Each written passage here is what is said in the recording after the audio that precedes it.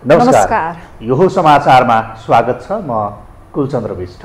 म मेनुका श्रेष्ठ। सुरुमा अहिलेसम्मका प्रमुख समाचार।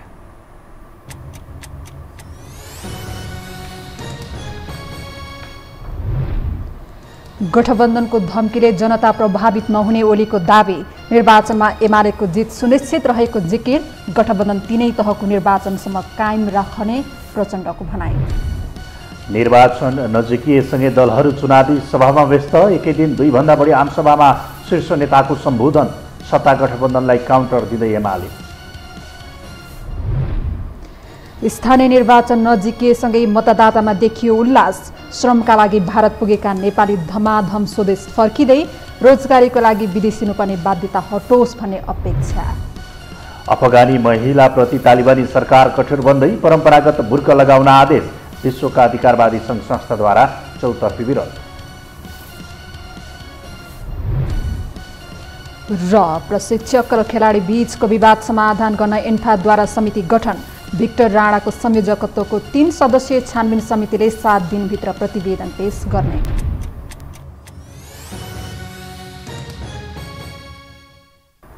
अब समाचार विस्तारमा। नेकपा एमालेका अध्यक्ष केपी शर्मा ओलीले निर्वाचन आयोगले गठबन्धन बाहेकका कुनै पनि राजनीतिक दलहरूसँग परामर्श नगरी आचार संहिता बनाएको भन्दै आपत्ति जनाउनु भएको छ। आज पार्टी केन्द्रीय कार्यालय च्यासलमा पार्टीले आयोजना गरेको पत्रकार सम्मेलनमा बोल्दै उहाँले यस्तो बताउनु भएको हो। उहाँले आयोगले काङ्ग्रेसको कुरा मात्रै सुनेर निर्वाचन मतपत्रको रङ परिवर्तन गरेकोले यो मुद्दा हाल्नुपर्ने विषय भएको बताउनु भयो। उहाँले ठूला नेताहरूले आचार संहिता मिच्दा आयोग आँखामा पट्टी लगाएर बसेको भन्दै यस्ता कुरामा नमुचिन आयोगलाई आग्रह गर्नुभयो।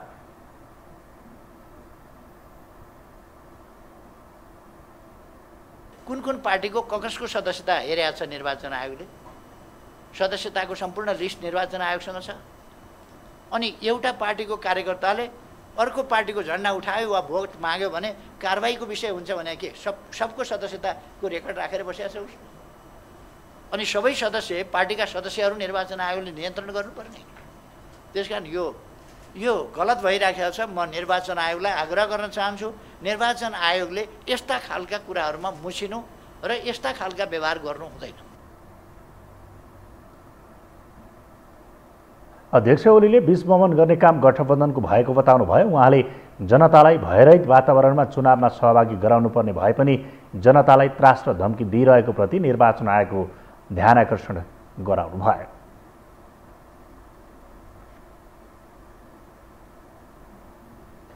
प्रधानमन्त्री तथा नेपाली काङ्ग्रेसका केन्द्रीय सभापति शेरबहादुर देउवाले गठबन्धनले सबैभन्दा बढी फाइदा नेपाली काङ्ग्रेसलाई पुग्ने बताउनु भएको छ।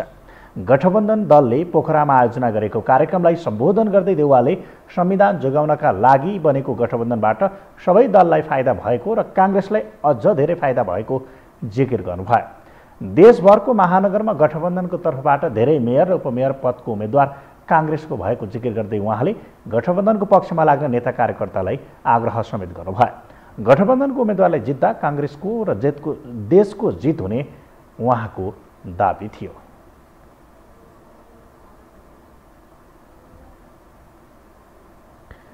नेकपा माओवादी केन्द्रका अध्यक्ष पुष्पकमल दाहाल प्रचण्डले देशमा राजनीतिक स्थिरता र आर्थिक विकासको सुरुवात गठबन्धनबाटै गर्ने सङ्कल्प लिइएको बताउनु भएको छ। सत्तारूढ 5 दलीय गठबन्धनले आज पोखरामा आयोजना गरेको चुनावी सभामा उहाँले संविधान, लोकतान्त्रिक गणतन्त्र, सङ्घीयता, समानुपातिक समावेशीको रक्षाका लागि गठबन्धनको जन्म भएको बताउनु भयो। अध्यक्ष प्रचण्डले गठबन्धन गरेर प्रतिगमन र प्रतिक्रान्तिकारीका विरुद्ध सङ्घर्ष नगरेको भए यो देशमा दुर्घटनामा भइसक्ने दावी गर्नुभयो। अध्यक्ष प्रचण्डले अहिलेको सत्ता गठबन्धन स्थानीय तहको निर्वाचनसम्म मात्र नभएर आउँदो प्रदेश र सङ्घीय चुनावसम्म कायम रहने बताउनु भयो।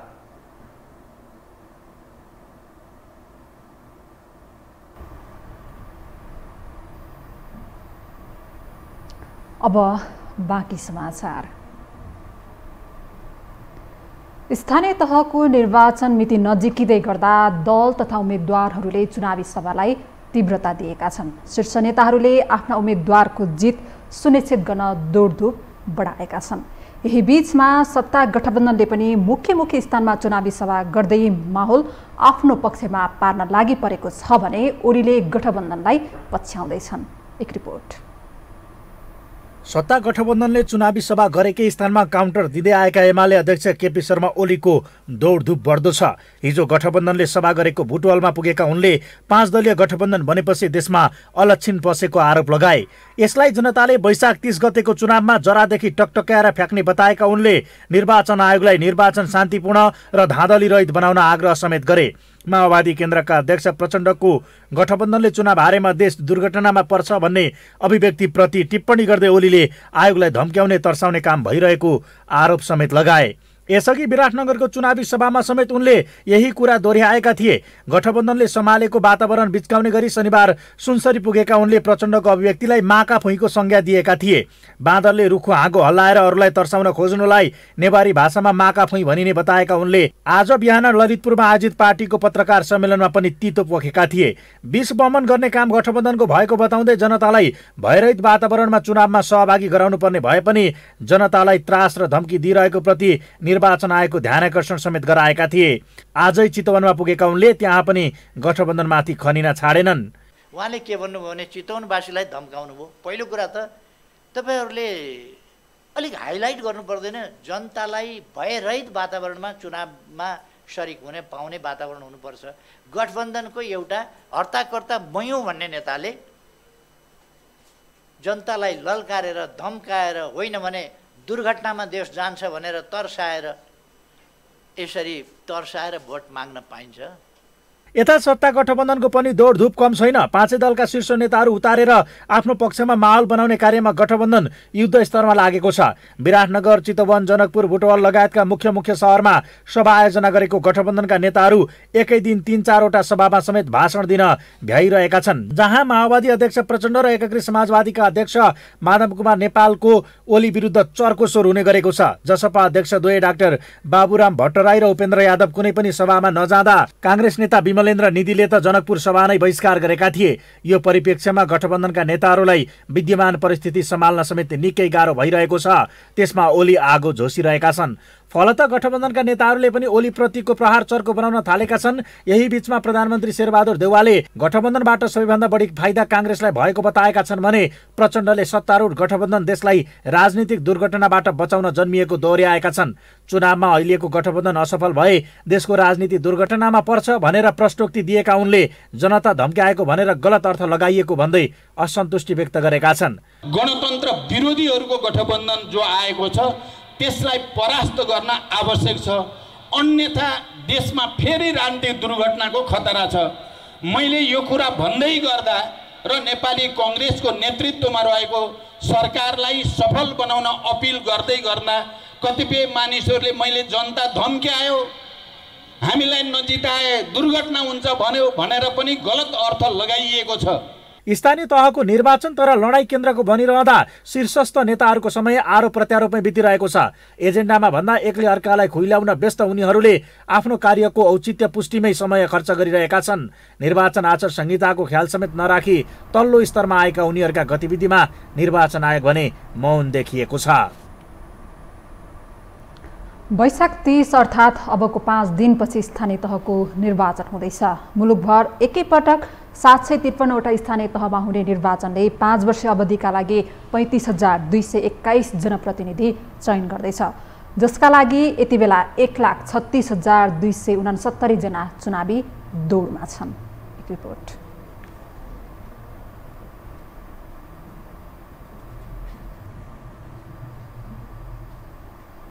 स्थानीय तहका उम्मेद्वार यति बेला भोट माग्दै घर घरमा पुगिरहेको बेला शीर्षस्थ नेताहरूलाई भरे चुनावी सभालाई सम्बोधन गरेर भ्याइ नभ्याइ छ।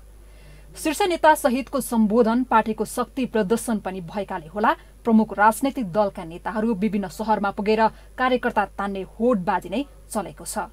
विपक्षी भन्दा एक कदम अगाडि बढेर सभा सम्मेलन गरिरहेको सत्ता गठबन्धनलाई एमालेले अहिले काउन्टर दिइरहेको छ। यसअघि चितवनमा 5 दलीय सत्ता गठबन्धनको चुनावी सभा हेरेको एमालेले आज आफ्नो शक्ति प्रदर्शन गरेको छ। एमाले अध्यक्ष केपी शर्मा ओली स्वयं आफू चितवन पुगेर सभालाई सम्बोधन गरेका छन्। एउटा नेताको भाषण कस्तो थियो तपाईहरुले सुन्नुभयो नि?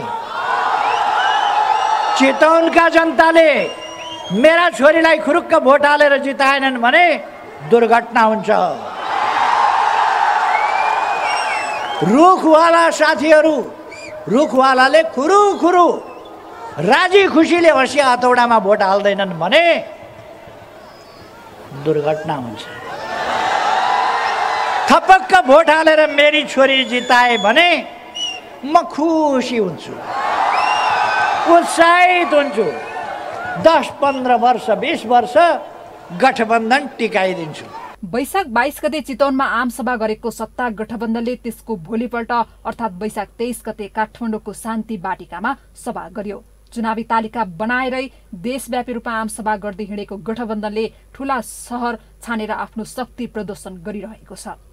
वैशाख 24 गते मधेस झरेर प्रचण्डले जनकपुरमा सम्बोधन गरे। शनिबार मधेसलाई सम्बोधन गरेको गठबन्धनले आइतबार पोखरामा आमसभा गरेको छ। गणतन्त्र विरोधीहरूको गठबन्धन जो आएको छ त्यसलाई परास्त गर्न आवश्यक छ, अन्यथा देशमा फेरि राजनीतिक दुर्घटनाको खतरा छ।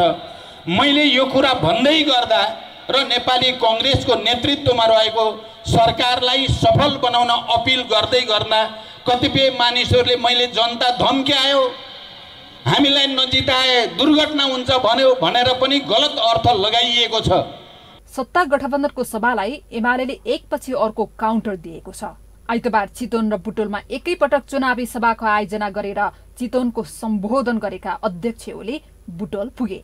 गठबन्धनले पोखरामा आफ्नो शक्ति देखाउँदै गर्दा एक्लै चुनावमा होमिएको एमालेले पनि बुटोल छानेको छ। निर्वाचनमा नेपाली कांग्रेस, नेकपा माओवादी केन्द्र, नेकपा एकीकृत समाजवादी पार्टी, जनता समाजवादी पार्टी जसपा र राष्ट्रिय जनमोर्चा सहित 5 दलीय सत्ता गठबन्धन र नेकपा एमाले राप्रपा सहितका साना दल निर्वाचनमा छन्। पार्टीका सबै साथीहरूलाई कुनै किसिमबाट पनि हाम्रो तर्फबाट गठबन्धनलाई कुनै किसिमको शङ्का उपशङ्का गर्ने काम गर्नै हुँदैन। त्यो गऱ्यो भनेदेखिलाई मैले तपाईँलाई भनिहालेँ, त्यो प्रमाण भयो भने त्यसलाई कारबाही समेत हुनेछ। त्यसैले जो पार्टीलाई फाइदा भएको छ गठबन्धनले, उहाँले अध्यक्ष प्रचण्डजीले, महाराजा नेपालजीले उदार भएर हामीलाई सहयोग गर्नुभएको छ। त्यस्तै अरूले पनि सहयोग गरेको छ। जनता समाजवादी पार्टी पनि उदार भएर हामीलाई सरकारमा ल्याएको छ, हाम्रो मुख्यमन्त्री बनाएको छ, हाम्रो मन्त्रीहरू बनेका छन्। तैपनि काङ्ग्रेसको त कर्तव्य हो गठबन्धनलाई सफल पार्ने। मूलतः 5 दलीय सत्ता गठबन्धन र नेकपा एमाले बीच कडा प्रतिस्पर्धा हुने अनुमान गरिएको छ। यसका बीचमा पनि काठमाडौँ महानगरपालिकाको मेयरमा स्वतन्त्र उम्मेदवारी दिएका बालेन शाह र चितवनमा कांग्रेसबाट बागी उठेका जगन्नाथ पौडेल गठबन्धनका लागि भारी परेका छन्। हामीसँग समाचार बाँकी नै छन्, अहिलेलाई विश्राम।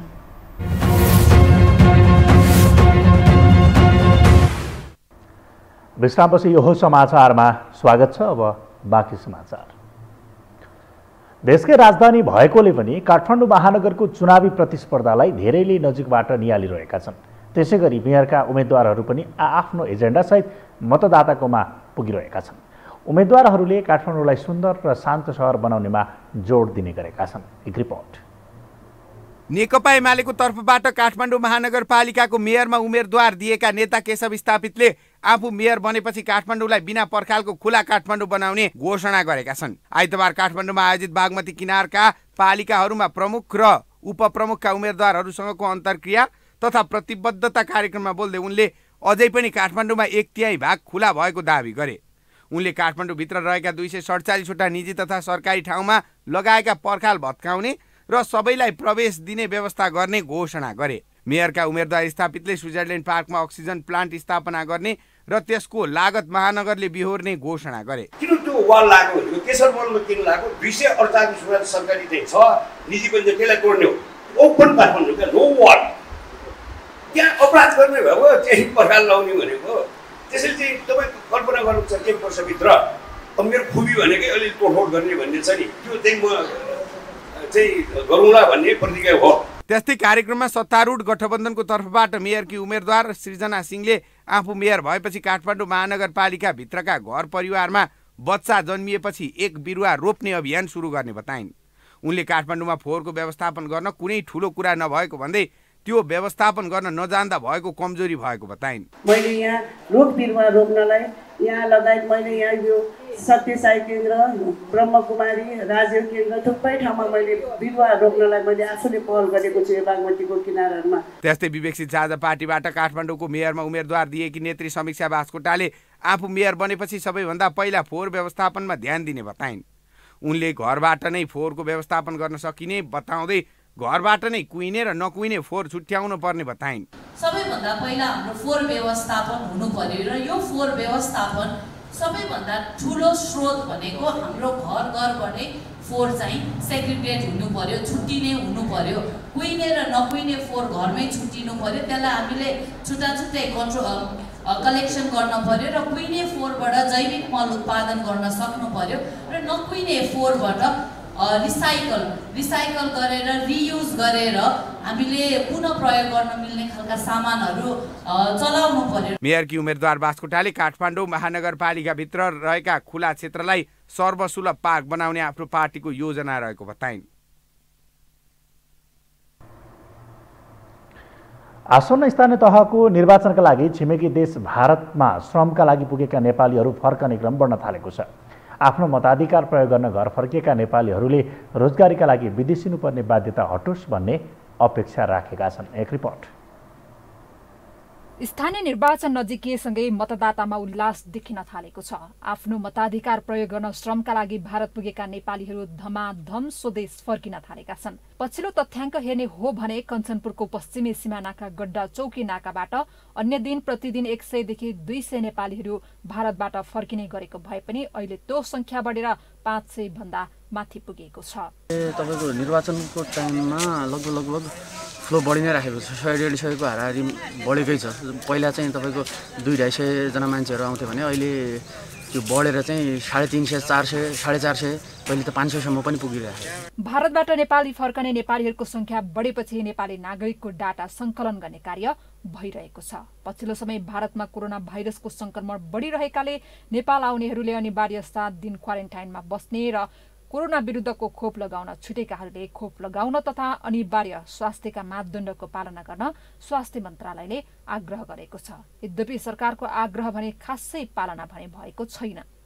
उत्साहित बनेर निर्वाचनका लागि घर फर्किएका उनीहरूले जुनसुकै उम्मेद्वारलाई मत हाले पनि मतको कदर हुन नसकेको गुनासो गरेका छन्। उनीहरूले उम्मेद्वारहरूले चुनाव अघि विभिन्न प्रतिबद्धता जनाए पनि चुनावपछि पहिलाका प्रतिबद्धता बिर्सिने गरेको र आफ्नो लागि मात्रै सोच्ने गरेको भन्दै आक्रोश पोखेका छन्। नेपालमै रोजगारी सृजना गरेर नेपाली नागरिकलाई विदेश जानुपर्ने बाध्यताबाट मुक्त गर्नुपर्ने भारतबाट नेपाल फर्किएका नागरिकहरूको माग छ। आफ्नो देशमा रोजगारी पाए त कसले अब आफ्नो यो बालबच्चासँग बस्नु कसले मान्दैन होइन। अब यत्रो मान्छे पब्लिक यो सारा हजुरले देखिसक्नु भएको छ। अब विदेशबाट आएको अब यो सबै युवा शक्तिलाई नेपालमा राखे त राम्रो हुन्थ्यो। अब नेपालका नेताले भन्छन् अब जस्तै यो रोजगार दिने नारा अब भोट दिनुको लागि हरेक बाहना त मचाउँछन्। अब काम त केही गरेर देखिन्न। अब यसमा जो कुरा काम भन्छन् नेताहरूले त्यो काम चाहिँ गरिदिएपछि हुन्थ्यो भन्ने हो। अब एकदमै हुने जस्तो लाग्दैन केही पनि काम त्यसरी। देशमा अब भन्नलाई चाहिँ गाह्रो छैन, गर्नलाई अलिक गाह्रो छ। आशा त तपाईँको के हुन्थ्यो अब आक्रोशै छ भनौँ न। जुन नेतालाई जिताए पनि तपाईँको कुनै राम्रो फल भएको छैन नेपालमा। नेता जुन जिताए पनि जुन नेतामा मन्त्री भए पनि देवानी मन्त्री भए पनि केपी मन्त्री भए पनि कुनै राम्रो फल आएर नेपालमा तपाईँको राम्रो नेता कोही जन्मिन्थ्यो कि नेपालमा भन्ने जस्तो लाग्छ क्या। कोही जन्मिदिएन राम्रो नेता जन्मेर दुःख जनताको हेर्नुहोस् भारी बोकेर हिँडिन्छ है। सबै नै उता सबै नै यता बालबच्चा पालिँदैन। दैनिक रूपमा भारतबाट स्वदेश फर्कने नेपाली नागरिकको संख्या बढ्दै जाँदा स्थानीय तहको निर्वाचनमा नेताहरूले जनाएको स्वदेशमै रोजगारीको प्रतिबद्धता भने चुनावपछि बिर्सिने गरेको स्वदेश फर्किएका नागरिकको दुखेसो छ। यो समस्या समाधान नहुँदा नेपाली नागरिकले पुनः रोजगारीको लागि विदेश जानुपर्ने बाध्यता रहँदै आएको छ, जसले राजनीतिक दल र नेताहरूमा नागरिकले विश्वास गर्न छोडेको महसुस गर्न थालेका छन्। अब बाँकी समाचार। जलवायुविदहरूले स्थानीय तहको निर्वाचनका दिन मुलुकभर वर्षा हुने प्रक्षेपण गर्दै आवश्यक पूर्व तयारी गर्न सम्बन्धित सबैलाई सचेत गराएका छन्। बङ्गालको खाडीमा वैशाख 23 गतेदेखि उत्पन्न न्यून चापीय अवस्था आइतबारको दिन समुद्री आँधीको रूपमा विकसित हुँदै गएको र त्यसको असर नेपालमा पनि पर्ने भएकाले आवश्यक पूर्व तयारी गर्न विज्ञहरूले सुझाएका हुन्। जलवायुविद डाक्टर धर्मराज उप्रेतीले आसानी नाम दिएको यस आँधी निकै तीव्र गतिमा चलेको बताउनुभयो। यो न्यून चापीय अवस्था केही दिन अगाडिदेखि यो वैशाख 22 गतेदेखि उत्पन्न भएको थियो र विकसित हुँदै हुँदै गर्दाखेरि चाहिँ आजदेखि त्यसले समुद्री आँधीको रूप लिएको छ र जसलाई चाहिँ भारतको मौसम विज्ञान विभागले त्यसको नाम चाहिँ आसानी नामको समुद्री आँधी दिएको छ। त्यो समुद्री आँधीको चाहिँ प्रभाव नेपालको पूर्वी भागमा खास गरेर यो वैशाखको 27 को रातिदेखि 28, 29, 30 मा अलि बढी देखिने सम्भावना अहिलेसम्मको आकलनबाट देखिएको छ। डाक्टर उप्रेतीले निर्वाचनको दिनमा पानी पर्ने सम्भावनालाई मध्यनजर गर्दै मतपत्र मतपेटिका लगायतको सुरक्षामा ध्यान दिन सुझाव दिनुभएको छ।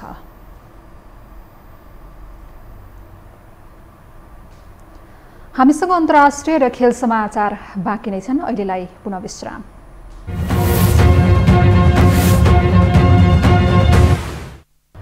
विश्रामपछि यो समाचारमा पुनः स्वागत छ। अब पालो अन्तर्राष्ट्रिय समाचारको।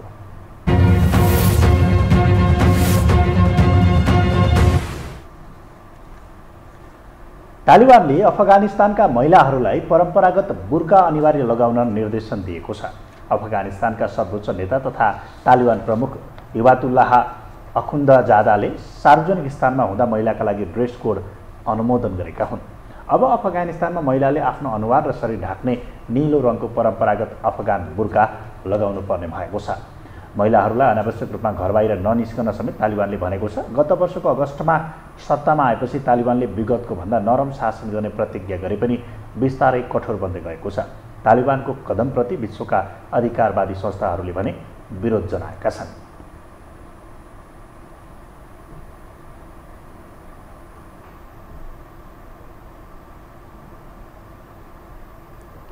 अब पालो खेल समाचारको।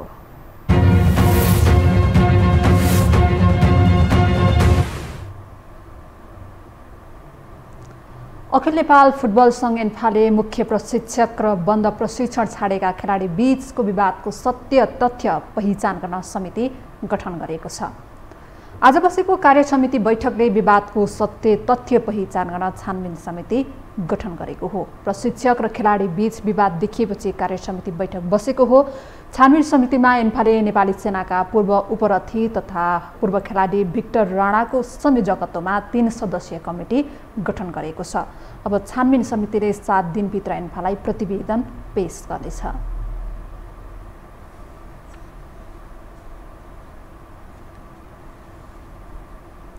अब मौसम सम्बन्धी जानकारी।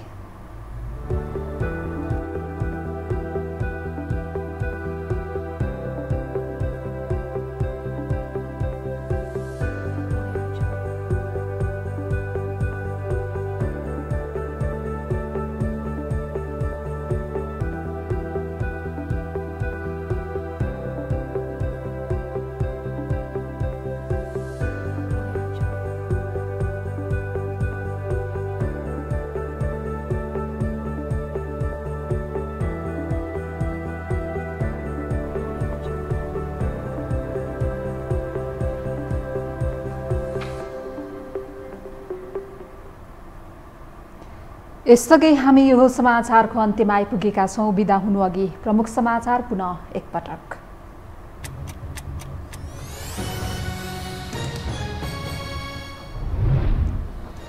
गठबन्धनको धम्कीले जनता प्रभावित नहुने ओलीको दावी। निर्वाचनमा एमालेको जित सुनिश्चित रहेको जिकिर। गठबन्धन तीनै तहको निर्वाचनसम्म कायम राख्ने प्रचण्डको भनाई। निर्वाचन नजिकिएसँगै दलहरू चुनावी सभामा व्यस्त। एकै दिन 2 भन्दा बढी आमसभामा शीर्ष नेताको सम्बोधन। सत्ता गठबन्धनलाई काउन्टर दिँदै एमाले। स्थानीय निर्वाचन नजिकिएसँगै मतदातामा देखियो उल्लास। श्रमका लागि भारत पुगेका नेपाली धमाधम स्वदेश फर्किँदै रोजगारीका लागि विदेशी नुपर्ने बाध्यता हटोस् भन्ने अपेक्षा। अफगानी महिलाप्रति तालिबानी सरकार कठोर बन्दै परम्परागत बुर्का लगाउन आदेश। विश्वका अधिकारवादी सङ्घ संस्थाद्वारा चौतर्फी विरोध। र प्रशिक्षक र खेलाडी बीचको विवाद समाधान गर्न एन्फाद्वारा समिति गठन। भिक्टर राणाको संयोजकत्वको 3 सदस्यीय छानबिन समितिले 7 दिनभित्र प्रतिवेदन पेश गर्ने।